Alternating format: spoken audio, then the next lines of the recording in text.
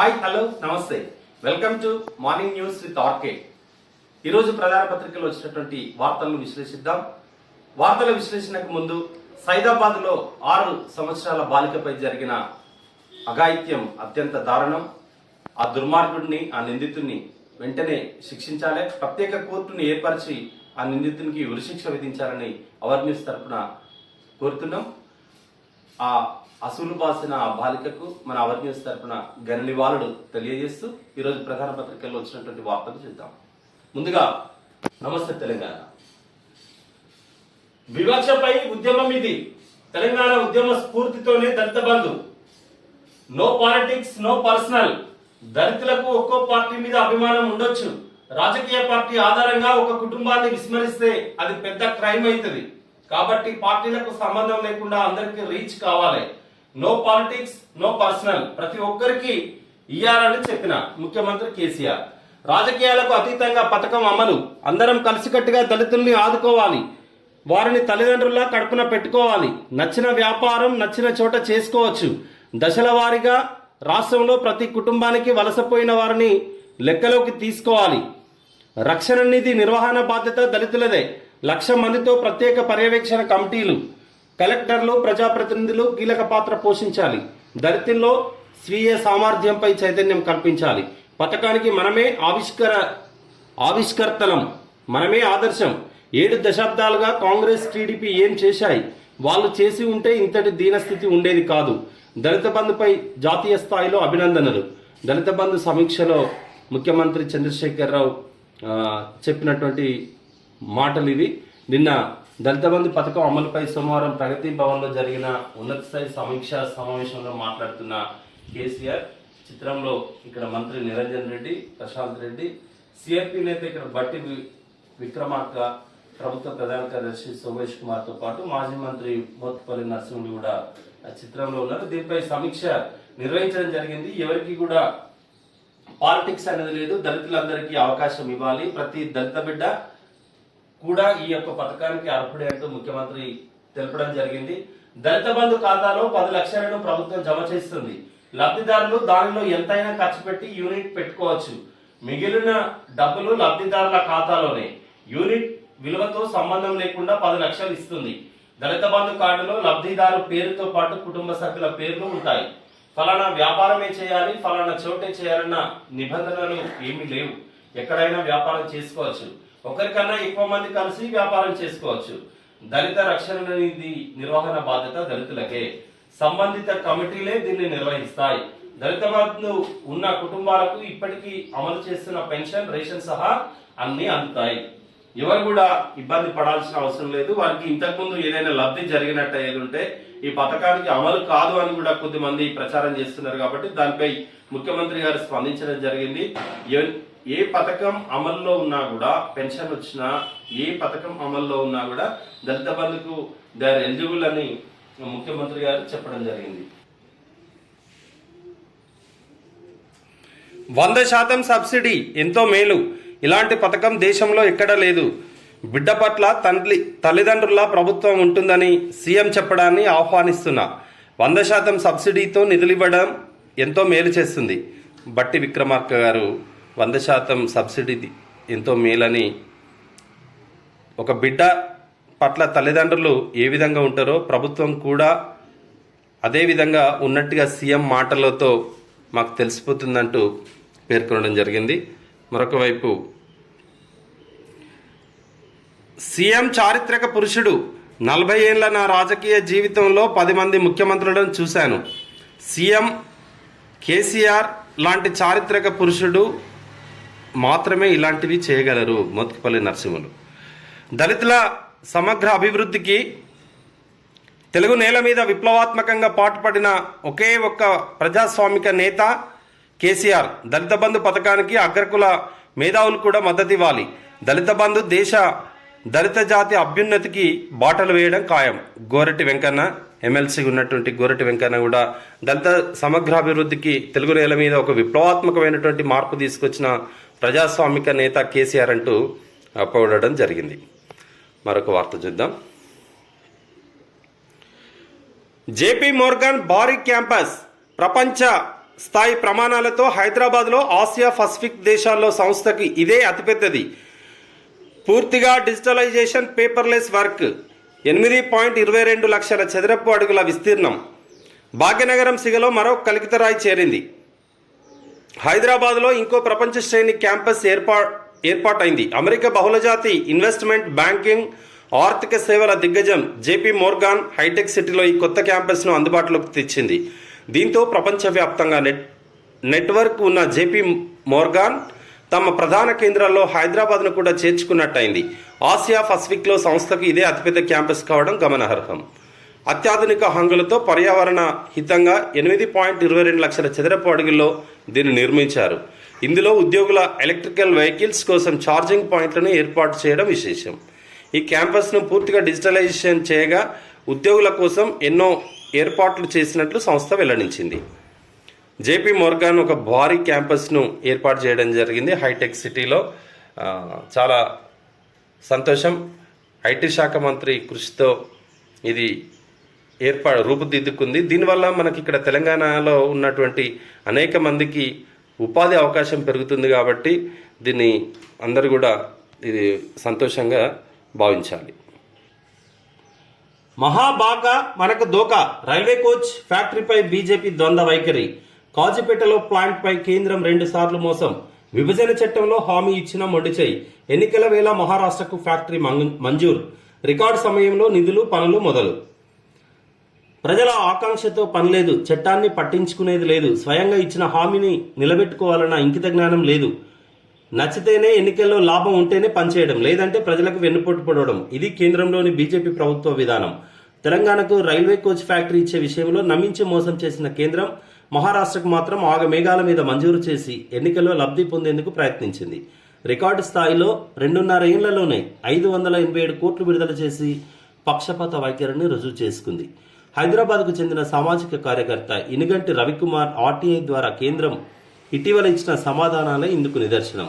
కాజీపేటలో railway coach factory ఏర్పాటు తెలంగాణ ప్రజల 5-6 దశాబ్దాల కళ.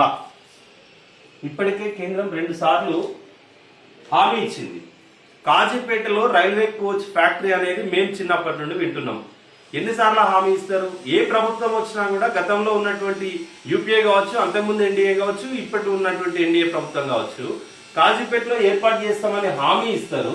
మీ అవకాశాల కోసం మహారాష్ట్రకు తీసుకుపోతారా? ఎన్ని సంవత్సరాలు వెయిట్ చేయాలి? ఎందుకు ఈ తెలంగాణ ఏం పాపం చేసిందని కేంద్రం ఒక సంస్థల ప్రేమ చూపిస్తుంది?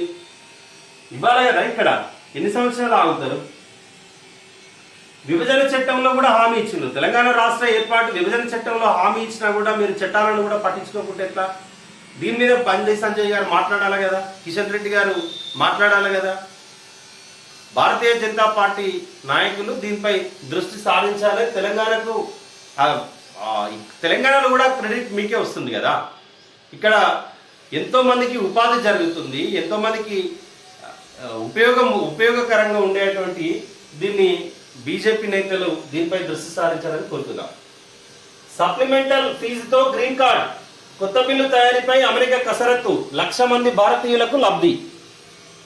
సప్లిమెంటరీ ఫీజుతో గ్రీన్ కార్డు, కొత్త బిల్లు తయారీపై అమెరికా కసరత్తు అంటూ అలా ఇది 1,00,000 మంది భారతీయులకు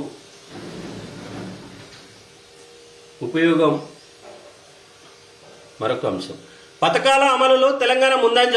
కేంద్ర గ్రామీణాభివృద్ధి శాఖ కార్యదర్శి నరేంద్రనాథ్ సిన్హా. ఒకవైపు బీజేపీలో ఇక్కడ ఏం చేయలేదని పాదయాత్ర చేస్తున్నారు, తిడుతున్నారు. ఇక్కడ కేంద్ర మంత్రులు, అదేవిధంగా మన ప్రణాళిక అమలు చేసేటువంటి వైస్ చైర్మన్ వాళ్ళందరేమో కేంద్రం దగ్గర ఉన్నటువంటి వాళ్ళు తెలంగాణ రాష్ట్ర అభివృద్ధిని పొగుడుతున్నారు. తెలంగాణలో మహిళా సాధికారిత బేష్, కళ్యాణ లక్ష్మి, కేసీఆర్ కిడ్స్, బాలామృతం అద్భుతం, మహిళా స్టార్టప్లకు వీహబ్ సహకారం అభినందనీయం. పార్లమెంటరీ స్టాండింగ్ కమిటీ ప్రశంసలు జల్లు. తెలంగాణలో మహిళా సాధికారతలో కూడా కళ్యాణ లక్ష్మి, కేసీఆర్ కిడ్స్ లాంటి పథకాలతోటి మహిళలందరికీ ఉపయోగం జరిగే విధంగా కేసీఆర్ ప్రభుత్వం నిర్ణయం తీసుకుంటుందంటూ ఇది బేష్ అంటూ కూడా ఒక నిర్ణయం తీసుకోవడం జరిగింది. నేడు 10 చోట్ల భారీ వర్షాలు, హైదరాబాద్ వాతావరణ కేంద్రం వెల్లడి. ఇవాళ కూడా వర్షాలు ఉన్నాయట. ఫ్యాక్టరీలు తన్నుకపై పాదయాత్రల, బీజేపీపై మంత్రి ఎర్రవెల్లి Dasyam Pochampally fire. Railway coach factory సాధించి తెలంగాణలో తిరగండి. ఏం ముఖం పెట్టుకొని జనం మధ్యకు వెళ్తున్నారు? ఎర్రవెల్లి అడుగుతున్నాడు బీజేపీ నేతల్ని. నిమజ్జనం ఆంక్షలపై సుప్రీంలో అప్పీల్. అత్యున్నత న్యాయస్థానానికి రాష్ట్ర సర్కార్. ఉత్తర్వుల సవరణకు హైకోర్టు నిరాకరణ. ప్రత్యామ్నాయ ఏర్పాట్లలో జీహెచ్ఎంసీ 30 సర్కిళ్ల పరిధిలో 25 బేబీ పాండ్స్. వాటి వద్ద క్రెయిన్ల సాయంతో నిమజ్జనం. ఠాణాల వారీగా మండపాలకు టోకెన్లు.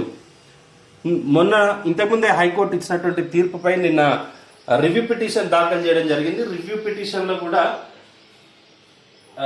హైకోర్టు రివ్యూ పిటిషన్ తిరస్కరించడం జరిగింది. ఏ తీర్పు అయితే ఇంతకుముందు ఇచ్చామో ఆ తీర్పును అమలు చేయాల్సిందే అంటూ స్పష్టం చేయడం జరిగింది. ఈ ఒక్కసారి అవకాశం ఇవ్వండి, మళ్ళీ నెక్స్ట్ ఇయర్ వారికి మేము హైకోర్టు ఇచ్చినటువంటి తీర్పును అమలు చేస్తామని చెప్పినప్పటికీ కూడా హైకోర్టు నిరాకరించింది. మీరు కావాలంటే దీనిపై అప్పీల్ చేసుకుంటామని కోరడంతో ఈ ఆంక్షలపై సుప్రీంలో కూడా అప్పీల్ చేయడానికి తెలంగాణ రాష్ట్ర ప్రభుత్వం సిద్ధమైంది. జిల్లా అధ్యక్షులపై అధినేతదే నిర్ణయం. సంస్థాగత నిర్మాణంలో అన్ని వర్గాలకు చోటు. రేపటికి తొలి అంకం పూర్తి చేయాలి. 20 కల్లా అన్ని మండల పట్టణ కమిటీలు. శ్రేణులకు వర్కింగ్ ప్రెసిడెంట్ కేటీఆర్ నిర్దేశం. టీఆర్ఎస్ పార్టీ జిల్లా అధ్యక్షులది పై నిర్ణయం అధినేతనే నిర్ణయం తీసుకుంటూ సంస్థాగత నిర్మాణంలో అన్ని వర్గాలకు చోటు ఇస్తాం, అందరికీ అవకాశం ఇస్తాం అని చెప్పి 20 కల్లా మండల పట్టణ కమిటీలు పూర్తి చేయాలని కోరడం జరిగింది. కొలువునిచ్చే కొత్త కోర్సులు. జేఎన్టీలో ఈ ఏడాది 6 ప్రారంభం. విస్తృతమవుతున్న సాంకేతిక పరిజ్ఞానం. ఎమర్జింగ్ టెక్నాలజీ కోర్సులకు డిమాండ్. కొత్త కోర్సులు ప్రవేశపెట్టి వారికి ఉపయోగపడేటువంటి కోర్సులు ఉండాలి. పాత చింతకాయ పచ్చడిలాగా పాత కోర్సులతోటే విద్యార్థులకు వారి నాలెడ్జ్ ఇంకా ఇంప్రూవ్ చేసుకోవడానికి వారికి ఉద్యోగ అవకాశాలు ఉండేటువంటి అవకాశం లేదు కాబట్టి అవకాశం ఉండేటువంటి కొత్త కోర్సులను చేస్తున్నారు. ఓకే, ఇది నమస్తే తెలంగాణ. ఇప్పుడు ఈనాడు చూద్దాం. నలుదిక్కుల దళిత బంధు. దశల వారీగా రాష్ట్రమంతా పథకం. ఏటా బడ్జెట్ లో కేటాయింపులు. 4 మండలాలకు 3 వారాల్లో నిధులు.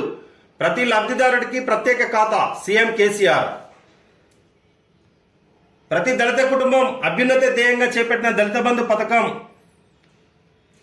దశల వారీగా బడ్జెట్ లో నిధులు కేటాయించుకొని రాష్ట్ర వ్యాప్తంగా అమలు చేస్తామని ముఖ్యమంత్రి కేసీఆర్ తెలిపారు. వాసాల మరియు హుజురాబాద్ నియోజకవర్గంలో పథకానికి అద్భుతమైన స్పందన వస్తుందన్నారు. కొత్తగా తెలంగాణలో 4 దిక్కుల్లో ఎంపిక చేసిన 4 మండలాలకు 2-3 వారాల్లో నిధులు విడుదల చేస్తామన్నారు. ఆర్థికంగా సామాజికంగా వివక్షకు గురవుతూ అన్ని రంగాల్లో వెనుకబడిన దళితులను ఈ పథకం ద్వారా అధికారులు తల్లిదండ్రులు ఆదుకోవాలన్నారు. మొదటి దశలో పథకం పటిష్ట అమలు, 2వ దశలో పకడ్బందీ పర్యవేక్షణ కీలకమన్నారు. దీనికి జిల్లా కలెక్టర్లు, దళిత బంధు కమిటీలు సమన్వయంతో పనిచేయాలన్నారు. ప్రతి లబ్ధిదారుని కుటుంబానికి ప్రత్యేక దళిత బంధు బ్యాంక్ ఖాతా ఏర్పాటు చేస్తామన్నారు. గ్రామం, మండలం, నియోజకవర్గం, జిల్లా, రాష్ట్ర స్థాయిలో దళిత కమిటీలు ఉంటాయని, వీటిలో 1,00,000 మందికి పైగా దళిత బిడ్డలకు బాధ్యతలు ఉంటాయని, వారే రిసోర్స్ పర్సన్ గా పనిచేస్తారన్నారు. దళిత జాతి అభివృద్ధిలో 4 జిల్లాల ప్రజాప్రతినిధులు, అధికారులు కీలక పాత్ర పోషించారన్నారు. రాష్ట్ర కమిటీ నుండి జిల్లా కమిటీ వరకు దళిత బంధును ఏ విధంగా అమలు చేయాలి, దాన్ని పర్యవేక్షించడానికి కమిటీలు కూడా ఏర్పాటు చేస్తామని, వారికి కూడా బాధ్యతలు అప్పచెప్తామని ముఖ్యమంత్రి గారు నిర్ణయం తీసుకోవడం జరిగింది. దీన్ని పర్యవేక్షించడం కూడా ప్రధానమైనటువంటి కీలకం. పథకాన్ని పటిష్టంగా అమలు చేయాలి, దాన్ని పకడ్బందీగా పర్యవేక్షించాలి.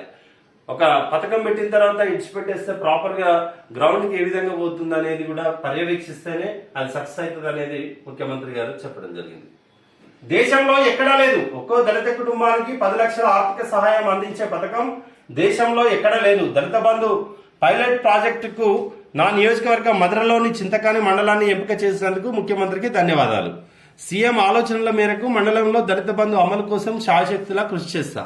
ప్రభుత్వం మంజూరు చేసే మెడికల్, ఎరువుల షాపులు, మీ సేవా కేంద్రాలు, వైన్ బార్ షాపులు తదితర వాటిల్లో రిజర్వేషన్లు కేటాయించడం ఎస్సీలకు చాలా ఉపయోగపడుతుంది. పరిశ్రమల శాఖను కూడా ఈ పథకంలో భాగస్వామ్యం చేయాలని సీఎంను కోరారు.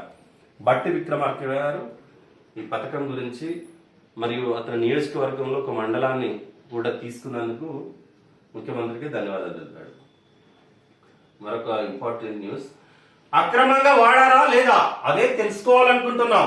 పెగాసస్ పై సిజేఐ జస్టిస్ ఎన్వి రమణ ధర్మాసనం స్పష్టీకరణ. మధ్యంతర ఉత్తర్వులను రిజర్వ్ చేసిన సుప్రీం. సవివర అఫిడవిట్ సమర్పించలేం. ప్రభుత్వేతర నిపుణులతో కమిటీ నియమిస్తాం. కేంద్రం అఫిడవిట్ దాఖలు చేయమని చెప్పడం వెనుక ప్రధాన ఉద్దేశం మనకు ఎక్కడున్నామన్నది తెలుసుకోవడానికి. ఇందులో భిన్నమైన అంశాలు ఉన్నాయి. ఫోన్ను సాంకేతికంగా పరీక్షించకుండా దానిపై నిఘా ఉంచినట్లు చెప్పడం కష్టం. అందువల్ల దాని నిపుణులు పరీక్షించాలనుకుంటున్నారు. మరో చోట ఇలాంటి సేవలు అంటే నిఘా అందరికీ అన్ని కాలాల్లో బహిరంగంగా అందుబాటులో ఉన్నట్లు ఎన్ఎస్ఓ సంస్థ చెప్పినట్లు పేర్కొన్నారు. అంటే ప్రపంచవ్యాప్తంగా ప్రభుత్వ ప్రైవేట్ సంస్థలకు ఇవి అందుబాటులో ఉన్నాయని అర్థం. అలాగే దేశంలో నిఘా కోసం చట్టబద్ధమైన ప్రక్రియ ఉందని పేర్కొన్నారు. అందువల్ల కేంద్ర ప్రభుత్వం అఫిడవిట్ దాఖలు చేసి ఉంటే మనం ఎక్కడున్నామో తెలుస్తుందని మేము భావించాం. మీ మంత్రి చేసిన ప్రకటన ప్రకారం 3 అంశాలను పరీక్షించాల్సి ఉంటుంది. ప్రభుత్వం ప్రయోగించిందా లేదంటే ఇంకెవరైనా సాఫ్ట్వేర్ను ఉపయోగించారా అన్నది చూడాలి. ఒకవేళ ప్రభుత్వమే చేసి ఉంటే నిబంధనలు అనుసరించారా లేదా అన్నది పరీక్షించాల్సి ఉంటుంది. మీరు అఫిడవిట్ దాఖలు చేసి ఉంటే విషయం ఏ స్థాయిలో ఉందన్నది తెలిసి ఉండేది. కానీ ఇప్పుడు పిటిషనర్లు సమర్పించిన సమాచారం ఆధారంగా ఈ 3 అంశాలను పరిశీలించాల్సి వస్తుందని justice N V Ramana solicitor general మెహతాను ఉద్దేశించి మాట్లాడారు. అంటే కేంద్ర ప్రభుత్వ న్యాయవాది సాలిసిటర్ జనరల్. దీనికి సంబంధించి మీరు అక్రమంగా వాడారా లేకుంటే నిబంధనల మేరకే పెగాసస్ ఒక వ్యక్తి అంటే కేంద్ర మంత్రులు, సుప్రీంకోర్టు జడ్జిలు, హైకోర్టు జడ్జిలు, దేశంలో ఉన్నటువంటి విఐపీస్ ఫోన్లను ట్యాప్ చేసి ఈ పెగాసస్ సాఫ్ట్వేర్ ద్వారా వారు ఏం మాట్లాడుకుంటున్నారనే వ్యక్తిగత సంభాషణలు వినడం జరిగింది. అది ప్రభుత్వమే చేసిందా, చేసేది ఉంటే నిబంధనల మేరకు చేసిందా, లేదంటే అక్రమంగా వాడుకున్నారా మాకు చెప్పండి అని కేంద్రాన్ని ఆదేశిస్తే కేంద్ర ప్రభుత్వం మాత్రం మేము ఏ విధమైనటువంటి అఫిడవిట్ దాఖలు చేయలేం, అది భద్రతకు సంబంధించిన అంశం అని పేర్కొనడం జరిగింది. దీనిపై సుప్రీంకోర్టు కూడా మా ముందు పిటిషనర్లు ఏ వాదనలు అయితే వినిపించారో, ఏ అంశాలను అయితే మా ముందు పెట్టారో వాటికి అనుగుణంగానే నిర్ణయం తీసుకోవాల్సి వస్తుంది. ప్రభుత్వం యొక్క విధానం ఏంటో మీరు అఫిడవిట్ సమర్పించలేదు కాబట్టి మేము తెలుసుకోలేకపోతున్నాం అని ఎన్వి రమణ గారు చెప్పడం జరిగింది. మరి మంది ఫోన్లు అట్లా వాడడం తప్పే కదా, కేంద్ర ప్రభుత్వం చట్ట విరుద్ధమే కదా, మరి వాడిందా లేదా అనేది కూడా ఇంకా మనకు రేపు సుప్రీంకోర్టు దీనిపై తీర్పునిస్తే కానీ తెలియదు. మరో 4 ప్రభుత్వ వైద్య కళాశాలలు జాతీయ వైద్య కమిషన్ కు వచ్చే ఏడాది దరఖాస్తు, సర్కారు కీలక నిర్ణయం. ఇంకో 4 రాష్ట్రంలో వైద్య కళాశాలల్లో వస్తున్నాయట. అవి వికారాబాద్, సిరిసిల్ల, జయశంకర్, భూపాలపల్లి జిల్లా, కామారెడ్డి జిల్లాల్లో వీటిని నెలకొల్పాలని ప్రభుత్వం కీలక నిర్ణయం తీసుకుంది. 2023-24 సంవత్సరానికి ఈ 4 కళాశాలలకు అనుమతి కోరుతూ జాతీయ వైద్య కమిషన్ వచ్చే ఏడాది దరఖాస్తు చేయనున్నారు. ఆదివారం నిర్వహించిన వైద్య సమీక్షలో ముఖ్యమంత్రి నిర్ణయాన్ని వెల్లడించినట్లు వైద్య వర్గాలు పేర్కొన్నాయి. మంచిది. జయశంకర్ జిల్లా, అదేవిధంగా సిరిసిల్ల, కామారెడ్డి, వికారాబాద్ ఈ జిల్లాల్లో నలుదిక్కుల వైద్య కళాశాలలు రావడం చాలా మంచిది. అక్కడ ప్రజలకు లాభం, కొత్త వైద్య విద్యార్థులకు లాభం, మనకు సీట్లు పెరిగేటువంటి అవకాశం ఉంటుంది. కాబట్టి వెంటనే ప్రభుత్వం ఇచ్చే ఈ యొక్క స్టెప్ తీసుకోవడం మంచిది. మహానగరిలో హరిత సంపన్నుడు, నలువైపులా నగర సంస్కృతికి కొలువుదీరిన చోట దానికి భిన్నంగా చిత్రంలో కంటికింపుగా కనిపిస్తున్నది హయత్నగర్ సమీపంలోని ఓ విశ్రాంత ఉపాధ్యాయుడి వరి పొలం. ఆయన పేరు మోహన్ రెడ్డి. దాదాపు 30 ఏళ్లైంది దాన్ని కొని. మహానగరంగా హైదరాబాద్ వేగంగా విస్తరిస్తున్న ఆ పొలంలో ఇప్పటికీ ఆయన వరి పంటను పండిస్తున్నారు. గట్లపై కొబ్బరి చెట్లను పెంచుతున్నారు. చుట్టూ ప్రహారీ మధ్యలో పశువుల కొట్టం కట్టించి పాడి పశువులను ప్రాణంగా చూసుకుంటున్నారు. హైదరాబాద్లో చుట్టూ పెద్ద పెద్ద బిల్డింగులు ఉన్నటువంటి ఏరియా. ఇప్పుడు హైతనగర్ అంటే చాలా కాస్ట్లీ ఏరియా అయిపోయింది. అక్కడ ఇంకా ఒక పల్లె వాతావరణాన్ని సృష్టించిందని ఫోటో వేయడం జరిగింది. హుస్సేన్ సాగర్లో నిమజ్జనానికి వీల్లేదు, కావాలంటే సుప్రీంకోర్టుకు వెళ్ళండి, కాలుష్య నివారణ మీ బాధ్యత. పిఓపి విగ్రహాలపై హైకోర్టు జిహెచ్ఎంసీ పిటిషన్ కొట్టివేత. ఏదైతే ఇక్కడ పిఓపికి సంబంధించిన వినాయకులను హుస్సేన్ సాగర్లో నిమజ్జనం చేయడానికి వీల్లేదంటూ చెప్పినటువంటి హైకోర్టు మరొకసారి దాన్ని పునఃసమీక్షించండి అని జిహెచ్ఎంసీ దాఖలు చేసిన పిటిషన్ కొట్టివేయడం జరిగింది. 6,000 కోట్లు ఇప్పించండి, తెలంగాణ విద్యుత్ బకాయిలపై హైకోర్టుకి ఎక్కిన ఏపీకి మనం 6,000 కోట్లు తెలంగాణ ఇవ్వాలట. తెలంగాణ విద్యుత్ బకాయిలు ఉన్నాయట, వాటిని ఇప్పించండి అని హైకోర్టులో పిటిషన్ దాఖలు చేశారు. బోధన వేదన 83 కళాశాలల్లో ఇన్ఛార్జి ప్రిన్సిపాలే దిక్కు. పరిపాలన బాధ్యతతో పాటు పాఠాలు చెప్పలేకపోతున్న అధ్యాపకులు, నష్టపోతున్న విద్యార్థులు, 15 ఏళ్ల సర్వీస్ నిబంధనలు మార్చాలంటూ విన్నపాలు. ఇప్పటికీ ఇంకా 83 కళాశాలల్లో ఇన్ఛార్జి ప్రిన్సిపాల్లే ఉన్నారట. పరిపాలన వాళ్ళ అడ్మినిస్ట్రేషన్ చూడాలి, సేమ్ టైం మళ్ళీ క్లాసులు కూడా చెప్పాలి. కాబట్టి విద్యార్థులు ఇబ్బంది పడుతున్నారు. ఆ 15 నెలల సర్వీస్ ఉండేటువంటి నిబంధన వల్లనే ప్రిన్సిపల్గా మారలేకపోతున్నారు, ఇన్ఛార్జ్ ప్రిన్సిపల్గా ఉంటున్నారు. కాబట్టి ఇబ్బంది అవుతుంది అనేది ఒక వార్త. ఏళ్ల తరబడి ఇన్ఛార్జీల పాలనలో అధిక శాతం కళాశాలలు నడుస్తున్నాయి. వనపర్తి డిగ్రీ మహిళా కళాశాలకు 2015 నుంచి ఇన్ఛార్జిలే ఉన్నారు. అదే పట్టణంలో బాలుర డిగ్రీ కళాశాలలోనూ 2 ఏళ్లుగా ఇదే పరిస్థితి. వరంగల్ జిల్లా తొర్రూరు ప్రభుత్వ డిగ్రీ కళాశాలకు 2013 నుంచి రెగ్యులర్ ప్రిన్సిపల్ లేరు. 2016 నుంచి భూపాల్పల్లి కళాశాలది అదే తీరు. ఆ కళాశాలలకు కేంద్రం నుంచి రాష్ట్రీయ ఉच्चतर శిక్షా అభియాన్ రూసా నిధులు 2.5 కోట్లు మంజూరు కావడం విశేషం. 2013 నుండి కూడా రెగ్యులర్ ప్రిన్సిపల్ లేరట. చిటికలో చిరునామా టిహెచ్ కోడ్ను ఆవిష్కరించిన తెలుగు శాస్త్రవేత్త. అక్షాంశం, రేఖాంశం, నార్థింగ్, ఈస్టింగ్ సంఖ్యలను సాధారణ ఆల్ఫెన్ న్యూమరిక్ కోడ్గా మా యాప్ మారుస్తుంది. జియో స్పేషియస్ డిజిటల్ టెక్నాలజీ సాయంతో దీన్ని అభివృద్ధి చేశాం. ప్రపంచంలో ఈ తరహాది ఇదే మొదటిది. యాప్లో మ్యాప్స్ తెరిచాక మీ ఇంటి లేదా చేరుకోవాల్సిన చిరునామాపై తాకగానే టిహెచ్ కోడ్ వస్తుంది. ఈ కోడ్ మొబైల్ నంబర్లో మాత్రమే నిక్షిప్తం చేసుకోవచ్చు. టిహెచ్ కోడ్ను గూగుల్ మ్యాప్తో అనుసంధానం చేశాం. క్యాబ్స్, డెలివరీ యాప్స్, కొరియర్ సంస్థల చర్చించబోతున్నాం. వారు ఈ యాప్ను ఇంటిగ్రేట్ చేసుకుంటే ఖచ్చితంగా మీరున్న చోటుకే డెలివరీ చేసేందుకు వీలవుతుంది. ఇప్పటికే మా యాప్ను పలువురు ఉపయోగిస్తున్నారు. టి హరినారాయణ అని అతను ఒక 8 అంకెలతో ఉన్నటువంటి ఒక కోడ్ను ఇస్తారట. ఆ కోడ్ ద్వారా మనం మన అడ్రస్లో ఎంట్రీ చేసుకుంటే మనకు డైరెక్ట్గా అడ్రస్ చూపిస్తుందట, మన చిరునామా మొత్తం చెప్పేస్తుందట. ఇక్కడ గెజిట్ అమలు గడువు పొడిగింపుపై తర్జన భర్జన. కృష్ణా గోదావరి బోర్డుల చైర్మన్లతో సమావేశమైన కేంద్రం. బోర్డుల పర్యవేక్షణకు కేంద్ర అధికారులు. కృష్ణా గోదావరి యాజమాన్య మండలకు 2 నియామకం. గోదావరి బోర్డుకు సీతారామ డిపిఆర్. పోలవరానికి నీటి లభ్యత తగ్గదు. తెలంగాణ 30లోగా అభిప్రాయం చెప్పాలని ఏపీకి బోర్డు లేఖ. ఇక్కడ గోదావరి బోర్డుకు సీతారామ డిపిఆర్ ఇచ్చినట్టు సీతారామ ప్రాజెక్టు ఇది ఖమ్మం జిల్లాలో ఉంది. దానికి డీటెయిల్ ప్రాజెక్ట్ రిపోర్ట్ సమర్పించడం జరిగిందట. పోలవరానికి ఏమాత్రం నీటి లభ్యత తగ్గదు, దీనివల్ల అంటూ తెలంగాణ ప్రభుత్వం తెలపడం జరిగింది. 30లోగా అభిప్రాయం చెప్పాలని ఏపీకి బోర్డు కూడా లేఖ రాసిందట. ఇక్కడ గెజిట్ అమలుపై పొడిగింపుపై అది అక్టోబర్లోనే అమలు కావాలి, దాన్ని పొడిగించాలంటూ కృష్ణా గోదావరి బోర్డుల చైర్మన్లతో సమావేశమైన కేంద్రం. ఎఫ్ క్లబ్ను ఎందుకు మూసేశారు? నవదీప్, హర్ప్రీత్ సింగ్లను ప్రశ్నించిన ఈడీ. 9 గంటల పాటు సాగిన విచారణ. అవసరమైతే మళ్లీ రావాలని స్పష్టీకరణ.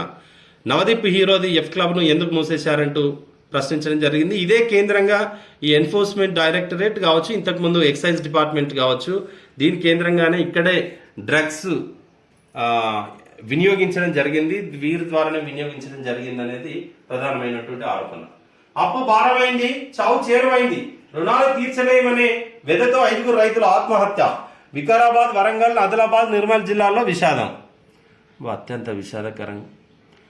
చాలా ఇప్పటి వరకు దేశంలో అత్యధికంగా మన రాష్ట్రంలోనే ఇక్కడే రైతులు ఎక్కువ రుణాలు తీర్చుకుంటున్నారు. ఎక్కువ రుణాలు రైతులు మాత్రమే తీసుకుంటున్నారు, అది కూడా పంట సాగు కోసమే అని ఇటీవలకు సర్వే కూడా స్పష్టం చేయడం జరిగింది. పాపం చనిపోవడం బాధాకరం. ఎందుకు తెలంగాణ వచ్చినాక కూడా ఇంకెందుకు చనిపోవాలి రైతులు? కేంద్ర మాజీ మంత్రి ఫెర్నాండెజ్ కన్నుమూత. కేంద్ర మాజీ మంత్రి ఓకే. గుజరాత్ ముఖ్యమంత్రిగా భూపేంద్ర పటేల్ ప్రమాణం. ఇది ఈనాడు వార్తలు.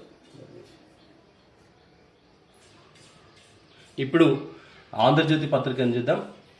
ఈవెంట్ మేనేజర్ గానే జిషాన్ అలీ పరిచయం. అతడితో డ్రగ్స్ ఆర్థిక లావాదేవీలు జరపలేదు. ఈడీ విచారణలో నవదీప్. 10 గంటల పాటు ప్రశ్నలు. ఈడీ విచారణకు వెళ్తున్న నటుడు నవదీప్ అంటూ ఫోటో వేయడం జరిగింది. Event manager Zeeshan Ali alias Jack నాకు తెలుసు. ఎఫ్ ప్రొడక్షన్ అనే ఈవెంట్ మేనేజ్మెంట్ సంస్థను నిర్వహించేవాడు. ఎఫ్ క్లబ్లో జరిగే పార్టీలకు ఈవెంట్ మేనేజర్గా వ్యవహరించాడు. అప్పుడే అతనితో పరిచయం ఏర్పడింది. ఇద్దరం కలిసి కొన్ని ఈవెంట్స్ చేసినట్టుగా తదుపరి వార్త ఉంది. డ్రగ్స్ కేసులో నటుడు నవదీప్ను నిన్న ఈడీ 10 గంటల పాటు సుమారుగా 10 గంటల పాటు విచారించిందట. మళ్ళీ అవసరమైతే పిలుస్తామని కూడా ఆదేశించడం జరిగింది. గూఢాచార్యం గురించి అడుగుతుంటే భద్రత అంటారేం? పదే దేశ భద్రత ప్రస్తావన ఎందుకు? కేంద్రంపై చీఫ్ జస్టిస్ రమణ ఆగ్రహం. పెగాసెస్ పై 2-3 రోజుల్లో మధ్యంతర ఉత్తర్వులు. ఆ లోపు మనసు మార్చుకుంటే చెప్పండి. సోలిసిటర్ జనరల్ మెహతాకు సూచన. మధ్యంతర తీర్పు వాయిదా వేసిన ధర్మాసనం. కొత్త అఫిడవిట్ వేయలేం ఎస్జి మెహతా. కేవలం గూఢాచార్యమే కాదు, ఇంప్లాంట్స్ కూడా చొప్పించవచ్చు. జగదీప్ చక్కర్ తరపు లాయర్ వెల్లడి. ప్రభుత్వ కమిటీకి ఫోన్లు ఎలా ఇస్తాం? జర్నలిస్ట్ అభిది తరపు న్యాయవాది ప్రశ్న. వ్యక్తులపై గూఢాచార్యం గురించి మేము అడుగుతుంటే జాతీయ భద్రత గురించి పదే పదే ఎందుకు ప్రశ్నిస్తున్నారు? అనవసర అంశాల ప్రస్తావనతో సమస్య పరిష్కారం కాదు. అఫిడవిట్ దాఖలు చేస్తే కేంద్రం వైఖరి తెలిసేది. తదుపరి కార్యాచరణ గురించి ఆలోచించేవాళ్ళం. ఇక మిగిలింది మధ్యంతర ఉత్తర్వుల జారీ అంటూ చీఫ్ జస్టిస్ గారు చెప్పడం జరిగింది. పెగాసస్ స్పైస్వేర్ వినియోగం వ్యవహారంలో కీలక మలుపు తిరిగింది. గూఢాచార్యం జరిగిందో లేదో చెప్పేందుకు కొత్తగా అఫిడవిట్ దాఖలు చేయడానికి కేంద్రం విముఖత వ్యక్తం చేయడంతో 2-3 రోజుల్లో మధ్యంతర ఉత్తర్వులు జారీ చేస్తామని సుప్రీంకోర్టు ప్రకటించింది. వ్యక్తులపై గూఢాచార్యం గురించి తాము అడుగుతుంటే జాతీయ భద్రత గురించి పదే పదే ఎందుకు ప్రస్తావిస్తున్నారని chief justice N V Ramana, justice Suryakant, justice Hima కోహ్లీతో కూడిన ధర్మాసనం కేంద్రంపై ఆగ్రహం వ్యక్తం చేసింది. ఇజ్రాయెల్కి చెందిన పెగాసస్ స్పైస్వేర్ టెక్నాలజీ ద్వారా 300 మంది రాజకీయ నేతలు, సామాజిక కార్యకర్తలు, జర్నలిస్టులపై కేంద్ర ప్రభుత్వం గూఢాచార్యం చేస్తుందని, దీనిపై కేబినెట్ కార్యదర్శి నుంచి అఫిడవిట్ కోరాలని విశ్రాంత న్యాయమూర్తి సారథ్యంలో స్వతంత్ర కమిటీ లేదా ప్రత్యేక దర్యాప్తు బృందం సిట్ ద్వారా విచారణ జరిపించాలని సుప్రీంకోర్టులో పలు కేసులు దాఖలైన సంగతి తెలిసిందే. కేంద్రం తరపున పరిమిత అఫిడవిట్ మాత్రమే దాఖలు కావడంతో మనసు మార్చుకొని సవివర అఫిడవిట్ వేయడానికి ధర్మాసనం సమయం ఇచ్చింది. సోమవారం ఆ వాద్యాలు మళ్లీ విచారణకు వచ్చినప్పుడు కేంద్రం తరపున సాలిసిటర్ జనరల్ తుషార్ మెహతా వాదనలు వినిపించారు. తాము దాచడానికి ఏమీ లేదని, అయితే దేశ భద్రతకు సంబంధించిన అంశం కోర్టులో కానీ బహిరంగంగా కానీ చర్చనీయ అంశం కారాదని, అఫిడవిట్లో ఆ వివరాలు పొందుపరచరాదని పేర్కొన్నారు. గూఢాచార్యంపై పరిశీలించేందుకు కమిటీని ఏర్పాటు చేస్తామన్న ప్రతిపాదనను పునరుద్ఘాటించారు. ఉదాహరణకు, నేను ఈ సాఫ్ట్వేర్ని ఉపయోగించిన తర్వాత దాంట్లో వేరే సాఫ్ట్వేర్ ఇంప్లిమెంట్ అయి ఉండొచ్చు, దానివల్ల ఇట్లా జరిగిందేమో అనేది ఒక డౌట్ రైజ్ చేయడం జరిగింది. ఒక ప్రభుత్వ కమిటీని ఏర్పాటు చేస్తాం. ఏవైతే పెగాసస్ సాఫ్ట్వేర్ ద్వారా చౌర్యానికి గురైందని అంటున్నారో దాన్ని పరిశీలించడానికి ప్రభుత్వ కమిటీకి మా ఫోన్లు ఎందుకు ఇస్తామంటూ జర్నలిస్ట్ అభిది తరఫున, అంటే పిటిషన్ వేసిన జర్నలిస్ట్ తరఫున న్యాయవాది కోర్టును ప్రశ్నించడం జరిగింది. మొత్తానికి దీనిపై మధ్యంతర ఉత్తర్వులు మనకు 2-3 రోజుల్లో రానున్నాయి. దళిత బంధుకు 20,000 కోట్లు వచ్చే బడ్జెట్ లో నిధులు కేటాయిస్తాం. ఏటా 2 లక్షల కుటుంబాలకు పథకం వర్తింపు. పరిస్థితులు అనుకూలిస్తే నిధులు ఇంకా పెంచుతాం. దశల వారీగా రాష్ట్రమంతటా పథకం అమలు చేస్తాం. ఆ తర్వాత ఇతర కులాల్లోని పేదలకు మరింత సాయం. దళితులనే అభివృద్ధి చేస్తున్నామనే చర్చ దుష్ప్రచారమే. అన్ని వర్గాల ప్రజలకు సంక్షేమ పథకాలు అమలు చేశాం. బ్రాహ్మణులు సహా అగ్రకులాల్లోని పేదలకు పథకాలు. అప్పుడు దళితులు అడ్డు చెప్పలేదు. ఇప్పుడు వారి వంతు. దళిత బంధు అమల్లోనూ మిగతా వర్గాలు సహకరించాలి. అధికారులు తల్లిదండ్రుల పథకాన్ని అమలు చేయాలి. పథకం అమల్లో యువతకు భాగస్వామ్యం కల్పించండి. కొత్తగా 4 మండలాలకు 2-3 వారాల్లో నిధులు. వ్యాపార ఉపాధి రంగాల్లో దళితులకు రిజర్వేషన్లు. దళిత బంధు సన్నాహక సమావేశంలో సీఎం కేసీఆర్. వచ్చే సంవత్సరం నుంచి బడ్జెట్లో దళిత బంధు పథకానికి 20,000 కోట్లకు తగ్గకుండా కేటాయిస్తాం. దాంతో ఏటా 2 లక్షల దళిత కుటుంబాలకు ఈ పథకం వర్తిస్తుంది. పరిస్థితులు అనుకూలిస్తే బడ్జెట్లో నిధులు పెంచుకుంటూ పోతాం. ఆ తర్వాత వరుస క్రమంలో ఇతర కులాల్లోని పేదలకు మరింత సహాయం అందించాలనే ఆలోచన ప్రభుత్వానికి ఉంది. దళిత కుటుంబాలకు ప్రతి ఏటా 20,000 కోట్లు మేము బడ్జెట్లో కేటాయిస్తాం. దీనివల్ల సుమారు 2 లక్షల కుటుంబాలకు ఈ పథకం ద్వారా లబ్ధి పొందడం జరుగుతుందని చెప్పడం జరిగింది. దళితులను అభివృద్ధి చేస్తున్నామని, దళితులను మాత్రమే మేము అభివృద్ధి చేస్తున్నామన్నది ఒక దుష్ప్రచారం. దళితులతో పాటుగా బ్రాహ్మణులకు, అగ్రవర్ణాల్లో ఉన్నటువంటి పేదలకు కూడా మేము అమలు చేస్తా ఉన్నాం. అన్ని కులాల వారికి కూడా సంక్షేమ పథకాలు అందుతున్నాయి. ఈసారి ఇప్పుడు దళితుల వంతు వచ్చిందంటూ ముఖ్యమంత్రి పేర్కొనడం జరిగింది. రేపటికల్లా గ్రామ కమిటీలు. జిహెచ్ఎంసీ సమీక్షలో మాట్లాడుతున్న మంత్రి కేటీఆర్. టీఆర్ఎస్ ప్రధాన కార్యదర్శులకు కేటీఆర్ ఆదేశం. మహిళా కార్యకర్తలకు ప్రాధాన్యం ఇవ్వాలని సూచన. కమిటీల్లో 51% పైగా బడుగులు, మైనారిటీలు. కేసీఆర్కు వివరించిన పార్టీ ప్రధాన కార్యదర్శులు. గ్రామ కమిటీల నిర్మాణాన్ని బుధవారానికల్లా పూర్తి చేయాలని టీఆర్ఎస్ కార్యనిర్వాహక అధ్యక్షుడు కేటీఆర్ పార్టీ ప్రధాన కార్యదర్శులను ఆదేశించారు. కమిటీలు పూర్తి చేసిన తర్వాతే వివరాలను పార్టీ కార్యాలయానికి అందించాలని చెప్పారు. 20 కల్లా అన్ని మండల కమిటీలను పూర్తి చేయాలని ఆదేశించిందట. పీఓపీ విగ్రహాల నిమజ్జనం కుదరదు, చట్టాన్ని ఉల్లంఘిస్తామని కమిషనరే చెప్తారా? కావాలంటే సుప్రీంలో సవాల్ చేసుకోవచ్చు. ప్రత్యామ్నాయం ఉందని గొప్పగా చెప్పారుగా. మీ అఫిడవిట్లో ఆధారంగానే తీర్పిచ్చాం. ఇప్పుడు సౌకర్యాలు రోడ్లు లేవంటే ఎలా? సిపిసిబి నిబంధనలు పాటించాలనే చెప్పాం. హుస్సేన్ సాగర్లో నిమజ్జనం తీర్పును మార్చం. జిహెచ్ఎంసీకి తేల్చి చెప్పిన హైకోర్టు ఈసారి అనుమతించాలని ప్రభుత్వ విన్నపం నిరాకరించిన ధర్మాసనం. దీనిపై సుప్రీంకోర్టులో సవాల్ చేసుకోండి, మేము తీర్పును మార్చలేమంటూ ఇంతకుముందే ఇచ్చినటువంటి తీర్పును రివ్యూ పిటిషన్ కొట్టివేయడం జరిగింది. పీఓపీ విగ్రహాలను హుస్సేన్ సాగర్లో నిమజ్జనం చేయడానికి ఎట్టి పరిస్థితుల్లో కుదరదని తేల్చి చెప్పడం జరిగింది. టీకా చకచక జిహెచ్ఎంసీ తరహాలో రాష్ట్ర వ్యాప్తంగా ఇంటింటి సర్వే వేయించుకొని వారికి వెంటనే టీకా. తొలి రోజుకు 3 లక్షలు, తర్వాత 5 లక్షల డోసుల టార్గెట్. ప్రస్తుత నిల్వ 20 లక్షలు. రాష్ట్రంలో సగం మంది ఇంకా టీకాకు దూరమే. వారికి పూర్తి చేయడమే లక్ష్యంగా భారీ కార్యక్రమం. టీకాను అందరికి కూడా ఇచ్చేటువంటి కార్యక్రమం. హైదరాబాద్లో ప్రతి ఇంటికి ఒక స్టిక్కర్ వేయడం జరిగింది. ఇంటింటి సర్వే నిర్వహించి వేసుకున్నారా లేదా అని. అట్లనే రాష్ట్ర వ్యాప్తంగా కూడా చేస్తామని తెలపడం జరిగింది. డెంగీ పేరుతో దోపిడీ ఆపండి. ఇప్పటిదాకా కోవిడ్ పేరిట దోచుకున్నారు, ఇప్పుడు ప్లేట్లెట్లు తగ్గాయంటూ ఎక్కిస్తున్నారు. ప్రైవేట్ ఆసుపత్రులపై డిహెచ్ గడల ఆగ్రహం. వారి దోపిడీపై ఫిర్యాదు చేయాలని సూచన. మార్చి వరకు 3వ వేవ్ రాదని వ్యాఖ్య.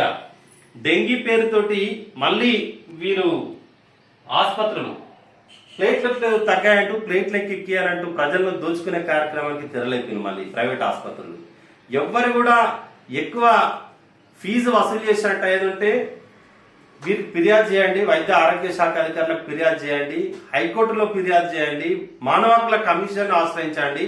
అంతేగాని అధికంగా ఎవరు ఫీజులు చెల్లించొద్దు. ఇప్పటికే కరోనా పేరుతో లక్షలు దోపిడీ చేసినాయి ఈ ప్రభుత్వ ఆసుపత్రులు కాకుండా ప్రైవేట్ ఆసుపత్రులు. మరి ప్రైవేట్ ఆసుపత్రులను ఎట్టి పరిస్థితుల్లో మీరు ఉపేక్షించొద్దు. డెంగీ పేరుతోటి ప్రతి ఒక్కరు కూడా ప్లేట్లెట్లు తగ్గాయంటూ ప్లేట్లెట్లు ఎక్కించే కార్యక్రమం పెట్టిందట. ఎందుకంటే వైద్య ఆరోగ్య శాఖ అధికారులు చెప్తున్నారు కాబట్టి డెంగీ పేరుతో దోపిడీని ఆపాలి. ఎవరు అధికంగా ఫీజులు వసూలు చేసినా కూడా వారి పట్ల చర్యలు తీసుకోవడానికి ప్రభుత్వం కూడా సిద్ధంగా ఉన్నట్టు తెలుస్తుంది. ఓకే, ఇప్పుడు వెలుగు పత్రిక చూద్దాం. పొల్యూషన్ కు పర్మిషన్ ఇవ్వాలన్నా నిమజ్జనంపై సర్కారు రివ్యూ పిటిషన్ డిస్మిస్ చేసిన హైకోర్టు. హుస్సేన్ సాగర్లో గణేష్ నిమజ్జనంపై తీర్పును సవరించాలన్న జిహెచ్ఎంసీ అభ్యర్థనను హైకోర్టు తోసిపుచ్చింది. చట్ట ప్రకారమే ఉత్తర్వులు వెలువరించామని, దాన్ని సవరించి హుస్సేన్ సాగర్ నీటిని మరింత కలుషితం చేయలేమని తేల్చి చెప్పింది. తీర్పుపై ఏమైనా అభ్యంతరం ఉంటే సుప్రీంకోర్టులో సవాల్ చేసుకోవచ్చని స్పష్టం చేసింది. జిహెచ్ఎంసీ గతంలో వేసిన అఫిడవిట్లో 25 బేబీ పాన్లు రెడీ చేశామని, పీఓపీ విగ్రహాలను వాటిలో నిమజ్జనం చేసేందుకు ఏర్పాట్లు చేశామని కోర్టుకు ఎందుకు చెప్పారని ప్రశ్నించింది. ఓకే, పర్మిషన్ ఇవ్వలేదు. వరి సాగుపై గడికో మాట. రాష్ట్ర సర్కారు తీరుతో గందరగోళంలో రైతులు. మొన్నటి దాకా చివరి గింజ వరకు కొంటామని ప్రకటనలు, ఇప్పుడు వరి వద్దంటున్న సీఎం. బాయిల్డ్ రైస్ ను కేంద్రం కొనడం లేదంటూ తప్పుకునే ప్లాన్. ఈ వానాకాలంలో 60 లక్షల టన్నులు కొంటామన్న కేంద్రం. వడ్లుకునే బాధ్యత రాష్ట్ర సర్కారుకు లేదా రైతు నేతలు. 60 లక్షల టన్నులు కేంద్రం కొంటామని చెప్పిందట. మరి మొన్నటిదాకా కొనలేమని అన్నారు. 60 లక్షలు కొంటే మేము 60 లక్షలే కొంటామని రాష్ట్ర ప్రభుత్వం చెప్పింది.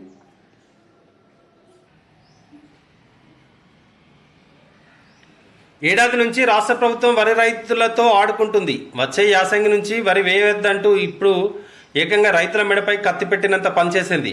ధాన్యం ఉత్పత్తి, వరి సాగులో తెలంగాణ రాష్ట్రం అగ్రగామిగా నిలిచిందని, దేశంలోనే రికార్డు నెలకొల్పిందని ఒకవైపు గొప్పలు చెప్పుకుంటూనే మరోవైపు వరి సాగు చేయొద్దంటూ ఆంక్షలు పెడుతుంది. ముందనుకున్న దానికంటే ఎక్కువగానే ఈ వానాకాలంలో 60 లక్షల వడ్లను కొంటామని కేంద్రం ప్రకటించగా, మిగతా వడ్లను సేకరించే బాధ్యతను రాష్ట్ర సర్కారు తప్పుకుంటుంది. పంట వద్దంటే నీళ్ళెందుకు మరి? రైతులు పంటలు వేశాక కొనబోమని చెప్పడం ఎంతవరకు కరెక్టు? రాష్ట్ర సర్కారు ముందు నుంచి ఏం చేస్తుంది? గ్రౌండ్ వాటర్ పెరిగి నేలలు ఎక్కడైతే జాలువారే స్థితిలో ఉన్నాయో అక్కడ కొంత విస్తీర్ణం పెరిగింది. అంత మాత్రాన ఉత్పత్తి పెరిగిందని, రాష్ట్రం కొనే పరిస్థితి లేదని, కేంద్రం కొంటలేదని చెప్పి తప్పించుకోవడం సరికాదు. కేంద్రం ఎంతో కొంత కొన్నప్పుడు రాష్ట్రం కూడా రైతులకు కొంత సహకారాన్ని అందించాలి. వెంటనే పంటనే వద్దంటే నీళ్లు ఎందుకు మరి, 24 గంటలు కరెంట్ ఎందుకు? సారంపల్లి మల్లారెడ్డి రైతు నాయకులు ప్రశ్నిస్తున్నారు. మరో వార్త, ఐటీ కంపెనీలు తెరవాలి, కరోనా భయం వద్దు, ప్రత్యేకంగా వ్యాక్సినేషన్ చేపడతాం, థర్డ్ వేవ్ సూచనలు లేవు. Public health director Srinivasa Rao. లక్షలాది మంది చిరు వ్యాపారులు గోసపడుతున్నారు. కంపెనీలు తెరిస్తే ఎకనామీ గాడిన పడుతుందని వెల్లడి. రాష్ట్రంలో ఐటీ కంపెనీలు వర్క్ ఫ్రం హోమ్ విధానం ఎత్తివేసి వర్క్ ఫ్రం ఆఫీస్ విధానాన్ని తిరిగి స్టార్ట్ చేయాలని పబ్లిక్ హెల్త్ డైరెక్టర్ గడల శ్రీనివాసరావు విజ్ఞప్తి చేశారు. ఐటీ కంపెనీలకు ఆధారంగా చేసుకుని బతుకుతున్న లక్షలాది మంది చిరు వ్యాపారుల గురించి ఐటీ యాజమాన్యాలు ఆలోచించాలని కోరారు.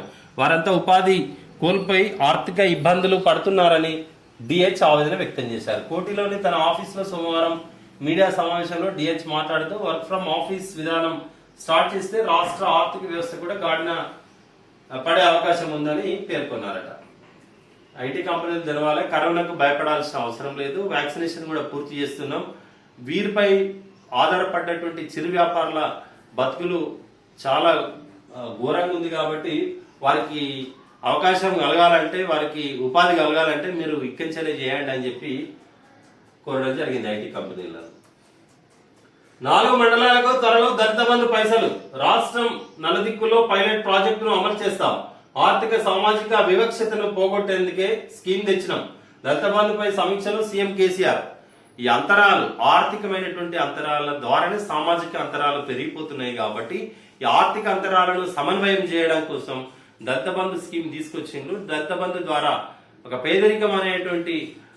పేదరికాన్ని రూపుమాపేటువంటి ప్రక్రియలో భాగంగానే ఈ దళిత బంధు పథకం ఎక్కడో వెలివేయపడ్డట్టు ఉండేటువంటి దళిత బిడ్డలను అందరూ కలిసి ఉండే విధంగా తీసుకురావాలనేటువంటి ముఖ్యమంత్రి నిర్ణయానికి ఇవాళ దేశం మొత్తం అబ్బరపడుతుంది.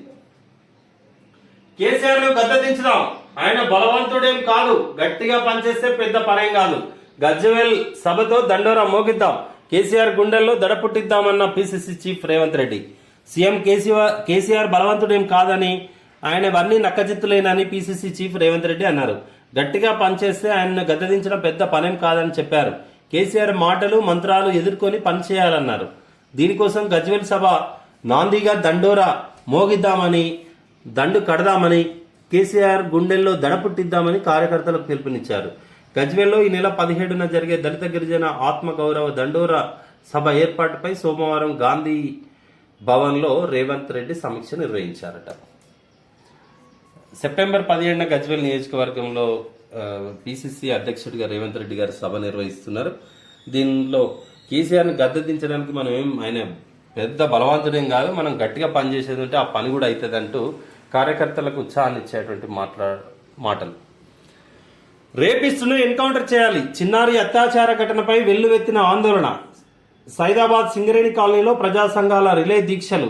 బాధిత కుటుంబాన్ని పరామర్శించిన పలు పార్టీల నేతలు. సర్కారు స్పందించకపోవడంపై మండిపాటు. నిందితుడు ఇంకా దొరకలే, లుకౌట్ నోటీసులు జారీ చేసిన పోలీసులు. సైదాబాద్ సింగరేణి కాలనీలో చిన్నారిపై అత్యాచారం హత్య ఘటనపై సోమవారం రాష్ట్ర వ్యాప్తంగా ఆందోళన వెల్లువెత్తాయి. రేపిస్టును ఎన్కౌంటర్ చేయాలని డిమాండ్ చేస్తూ సింగరేణి కాలనీలో చౌరస్తాలో ప్రజా సంఘాల ఆధ్వర్యంలో రిలే దీక్షలు ప్రారంభమయ్యాయి. దారుణ ఘటన జరిగి రోజులు గడుస్తున్న పోలీసులు నిందితుడిని ఇంకా పట్టుకోకపోవడం, ప్రభుత్వం స్పందించకపోవడంపై జనం ఆగ్రహం వ్యక్తం చేశారు. బాధిత కుటుంబ సభ్యులను పలు పార్టీల నాయకులు పరామర్శించి న్యాయం చేయాలని డిమాండ్ చేశారు. గిరిజన ఎమ్మెల్యేలు, ఎంపీలు, మంత్రులు ఘటనపై స్పందించకపోవడం దారుణమని, అందుకే చిన్నారి చిత్రంతో పాటు వారికి కూడా నివాళులు అర్పిస్తున్నామని పలువురు నేతలు మండిపడ్డారు. దుర్మార్గుల్ని దొరకబట్టాలి, అవన్నీ ఇక్కడనే బహిరంగంగా ఉరిదీయాలి అవన్నీ దుర్మార్గుల్ని. 6 సంవత్సరాల బాలిక ఏం చేసిందిరా, చిన్న పాప, దుర్మార్గుడా. పంటలు మునుగుతున్న సీఎంకు పట్టదా. కాళేశ్వరం బ్యాక్ వాటర్ ముంపు సమస్యపై బీజేపీ చెన్నూరు ఇన్ఛార్జ్ అందుగుల శ్రీనివాస్ ఆధ్వర్యంలో హైదరాబాద్లోని ఇందిరా పార్కు వద్ద ధర్నా చౌక్ దగ్గర సోమవారం రైతు పోరు దీక్ష జరిగింది. చెన్నూరు మంత్రి ఇన్ఛార్జ్ అందుగుల శ్రీనివాస్ ఆధ్వర్యంలో హైదరాబాద్లోని ఇందిరా పార్క్ ధర్నా చౌక్ దగ్గర సోమవారం రైతు పోరు దీక్ష జరిగింది. చెన్నూరు మంత్రి నియోజకవర్గంలో 3 ఏళ్లుగా పంటలు మునుగుతున్న సీఎం కేసీఆర్ పట్టించుకోవట్లేదని BJP core committee member Vivek Venkataswamy fire అయ్యారు. ఇది వార్త. పంటలు మునుగుతున్న సీఎం పట్టద కాళేశ్వరం బ్యాక్ వాటర్ ద్వారా చెన్నూరు నియోజకవర్గంలోని చాలా ప్రాంతాల రైతులకు నష్టం జరుగుతుందనేది ఒక వార్త. కెల్విన్తో సంబంధం లేదు, ఈడీకి వెల్లడించిన నవదీప్. 9 గంటల పాటు విచారణ. కెల్విన్తో ఎఫ్ క్లబ్ జీఎంకు లింకులు, డ్రగ్స్ సరఫరాదారులతో డబ్బు ట్రాన్సాక్షన్లు. నిన్న నవదీప్ను విచారించినటువంటి సందర్భంలో కెల్విన్తో సంబంధం లేదంటూ నవదీప్ వెల్లడించినటువంటి వివరాలు. మరో వార్త. పెగాసెస్ వాడామా లేదా వెల్లడించలేం. సుప్రీంకోర్టుకు కేంద్ర ప్రభుత్వం స్పష్టీకరణ. దేశంలోని పలువురు ఫోన్లను హ్యాక్ చేసేందుకు పెగాసెస్ స్పైస్వేర్ ఉపయోగించారా లేదా చెప్పాలంటూ సుప్రీంకోర్టులో దాఖలైన పలు పిటిషన్లపై పూర్తి వివరాలతో అఫిడవిట్లను దాఖలు చేసేందుకు కేంద్రం నిరాకరించింది. ఏ సాఫ్ట్వేర్ను ఉపయోగిస్తున్నామన్నది వెల్లడిస్తే దేశ భద్రతకు ముప్పు కలుగుతుందని వివరించింది. అయిపోయినాయా వార్తలు? ఇది ఈరోజు నమస్తే తెలంగాణ, ఈనాడు, ఆంధ్రజ్యోతి, వెలుగు పత్రికల్లో వచ్చినటువంటి ప్రధాన వార్తలు. ఈ చిన్నారి 6 సంవత్సరాల చిన్నారి జరిగినటువంటి అత్యాచారం, హత్యకు సంబంధించినటువంటి దానిపై ప్రభుత్వం సీరియస్ గా వివరించాలి. ఇంకా నిందితులు దొరకలేదట. లుకౌట్ నోటీసులు జారీ చేసిండు. ప్రత్యేక టీంలను ఏర్పాటు చేయించి నిందితుడిని దొరకబట్టి అవసరమైతే వాళ్ళని బహిరంగంగా శిక్షిస్తేనే ఇలాంటి నేరాలు తగ్గేటువంటి అవకాశం ఉంది. దీనిపై రాష్ట్ర ప్రభుత్వం దృష్టి సారించాలని కోరుకుంటూ ఇది ఈనాటి వార్తా విశేషాల కార్యక్రమం. నమస్తే. అవర్ న్యూస్ను అందరూ లైక్ చేయండి, షేర్ చేయండి, సబ్స్క్రైబ్ చేయండి. Thank you.